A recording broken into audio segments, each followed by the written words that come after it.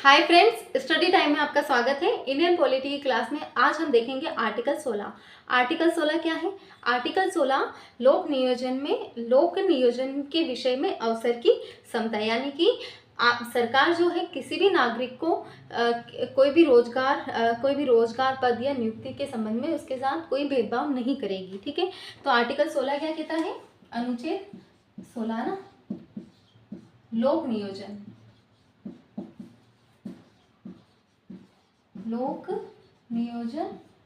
के विषय में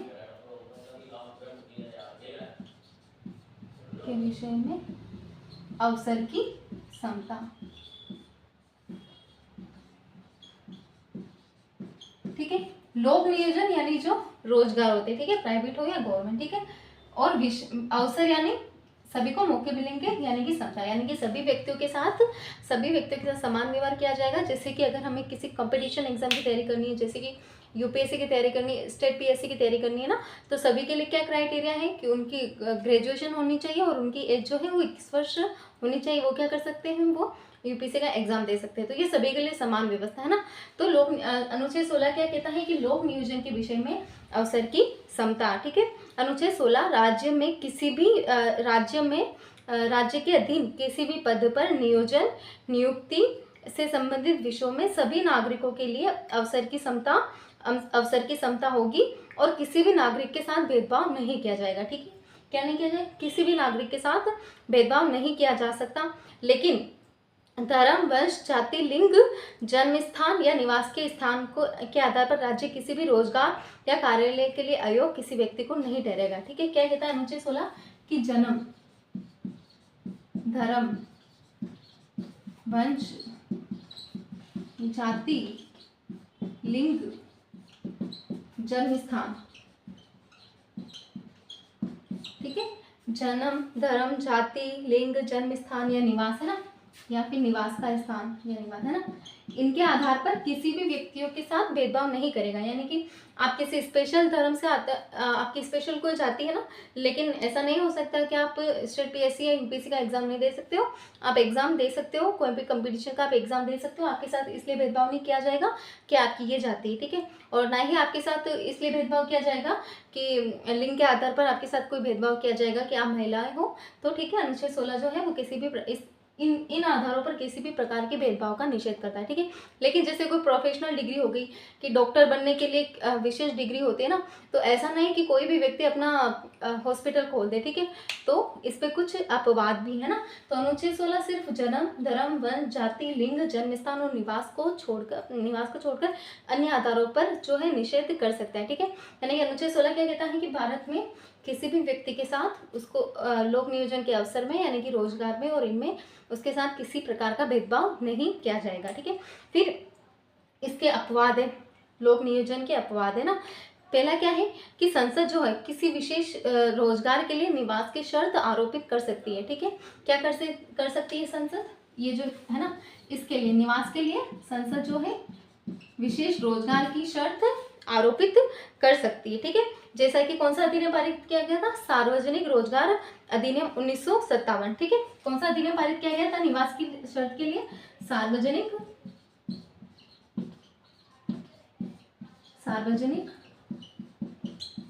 रोजगार अधिनियम 1957 पारित किया गया था। ठीक है, हालांकि इसे 1974 में समाप्त कर दिया गया। कब समाप्त कर दिया गया?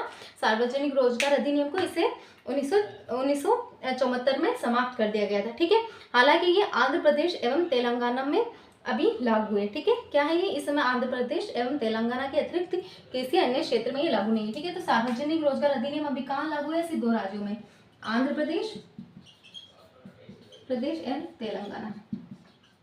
ठीक है, आंध्र प्रदेश और तेलंगाना में ये अधिनियम जो है ये लागू है। ठीक है, तो राज्य क्या 16 का अपवाद क्या है? अनुच्छेद 16 का अपवाद क्या है? पहला कि संसद विशेष क्या कर सकती है? संसद किसी विशेष रोजगार के लिए ना, संसद जो है विशेष रोजगार के लिए निवास की शर्त अधिरोपित कर सकती है। इसके लिए कौन सा अधिनियम पारित किया गया था? सार्वजनिक रोजगार अधिनियम 1957 में फिर उसे 1974 में समाप्त कर दिया गया था, और फिलहाल आंध्र प्रदेश और तेलंगाना में ही ये जो प्रावधान है ये लागू है। ठीक है, फिर दूसरा क्या है कि राज्य नियुक्तियों के आरक्षण की व्यवस्था कर सकता है। ठीक है, राज्य क्या कर सकता है कि नियुक्तियों के आरक्षण की व्यवस्था कर सकता है, या किसी पद के पिछड़े वर्ग के पक्ष में बना सकता है। यानी कि जैसे हम देखते हैं कि कोई भी कंपटीशन एग्जाम हो ना, चाहे स्टेट पीएससी हो, यूपीएससी हो, वहाँ पे क्या किया जाता है, वहाँ पे ओबीसी के लिए कैटेगरी रिजर्व होती है, एससी एसटी के लिए कैटेगरी रिजर्व होती है। ठीक है, तो राज्य क्या कर सकता है, राज्य नियुक्तियों में आरक्षण की व्यवस्था कर सकता है। ठीक है, दूसरा क्या है, अनुच्छेद 16 का अपवाद, राज्य नियुक्तियों में आरक्षण की व्यवस्था कर सकता है, आरक्षण की व्यवस्था कर सकता है। ठीक है, राज्य जो है किसी आरक्षण में ठीक है पिछड़े वर्गों के लिए आरक्षण की व्यवस्था कर सकता है किसी रोजगार में, किसी पद में। ठीक है, फिर तीसरा क्या है कि विधि के तहत यानी कानून के तहत संस्था या इसके कार्यकारी परिषद के सदस्य या किसी भी धार्मिक आधार पर व्यवस्था की जा सकती है। यानी कि क्या है कि जैसे देखो कोई मंदिर है ना, अगर मंदिर में किसी व्यक्ति को उसका प्रमुख बनाया जाता है, मंदिर का डिपार्टमेंट जो है, तो वो ये हिंदू धर्म का है ना, स्पेशल वो है, तो इसमें ऐसा तो नहीं हो सकता कि किसी ईसाई या मुस्लिम को वहाँ का प्रमुख बना दी। इस पे उन्हीं लोगों को इसका प्रमुख बनाया जाएगा जो इन नियमों को पूरी तरह से जानते होंगे और मानते भी होंगे। ठीक है, उसी तरीके से कोई मस्जिद है, कोई चर्च है, तो वहाँ पे किसी हिंदू को नियुक्त नहीं किया जा सकता, क्योंकि वो उनके जो उनके रीति रिवाज होते हैं वो अलग होते हैं। ठीक है, तो इस आधार पर कोई ये नहीं कह सकता कि जैसे कोई हिंदू या मुस्लिम ये नहीं कह सकता कि कोई हिंदू ये नहीं कह सकता है कि मैं किसी मस्जिद का प्रमुख बनूंगा। ठीक है, उसी तरीके से कोई जो मुस्लिम है वो ये नहीं कह सकता है कि वो किसी मंदिर का प्रमुख व्यक्ति बनेगा। ठीक है, तो इस तरह से क्या होता है कि विधि के तहत है ना, विधि के तहत किसी संस्था या इसके कार्यकारी परिषद के सदस्य या किसी धार्मिक आधार पर व्यवस्था की जा सकती है ना। क्या किया जा सकता है कि किसी धार्मिक विधि के तहत है ना, कानून के तहत करे ना, कानून के तहत की संस्था या कोई धार्मिक क्या हो, या कोई संस्था हो, ठीक है, कोई सरकारी संस्था हो या कोई धार्मिक आधार पर व्यवस्था की जा सकती है ना, धार्मिक आधार पर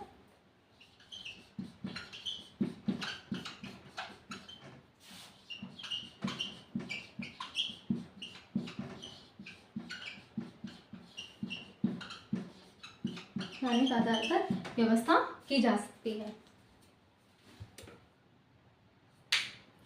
ठीक है, तो अनुच्छेद 16 में कितने बंदेंगे, संसद जो है किसी विशेष क्षेत्र के लिए रोजगार की शर्त, निवास की शर्त अधिरोपित कर सकती है, राज्य नियुक्तियों में आरक्षण की व्यवस्था कर सकता है, और कानून के तहत कोई संस्था या कोई धार्मिक आधार पर व्यवस्था की जा सकती है। ठीक है, फिर सरकार अधिकृत है कि वह आर्थिक रूप से कमजोर वर्गों के हित में नियुक्तियों अथवा पदों पर उनके लिए 10% आरक्षण का प्रावधान कर सकती है।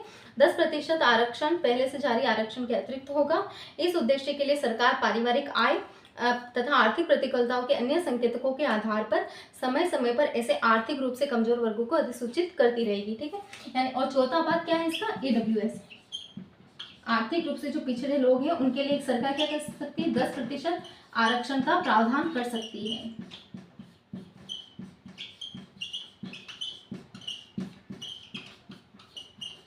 ठीक है, तो ये हुए अनुच्छेद 16। ठीक है, अनुच्छेद 16 क्या है, अनुच्छेद 16 नागरिकों को लोक नियोजन के विषय में अवसर की समता प्रदान करता है, यानी कि रोजगार में नागरिकों को समानता का अधिकार प्राप्त है। ठीक है, और इसके अपवाद है, पहला है संसद जो है अनुच्छेद 16 के तहत विशेष रोजगार की विशेष निवास की शर्त किसी स्पेशल रोजगार के लिए अधिरोपित कर सकती है। ठीक है, फिर दूसरा बात क्या है कि राज्य नियुक्तियों में आरक्षण की व्यवस्था कर सकता है। ठीक है, राज्य क्या कर सकता है, नियुक्तियों में आरक्षण की व्यवस्था कर सकता है, जैसे ओबीसी के लिए, SC ST के लिए, EWS के लिए व्यवस्था करी गई। ठीक है, फिर तीसरा क्या है कि कानून के तहत कोई संस्था या कोई धार्मिक संस्था, ठीक है, कानून के तहत कोई संस्था या इसके कार्यकारी परिषद के सदस्य या किसी धार्मिक आधार पर भी व्यवस्था की जा सकती है। ठीक है, और फिर क्या है कि सरकार अधिकृत है कि वह आर्थिक रूप से पिछड़े कमजोर वर्गों के लिए 10% आरक्षण का प्रावधान कर सकती है। ठीक है, तो ये हुआ अनुच्छेद 16। नेक्स्ट क्लास में हम देखेंगे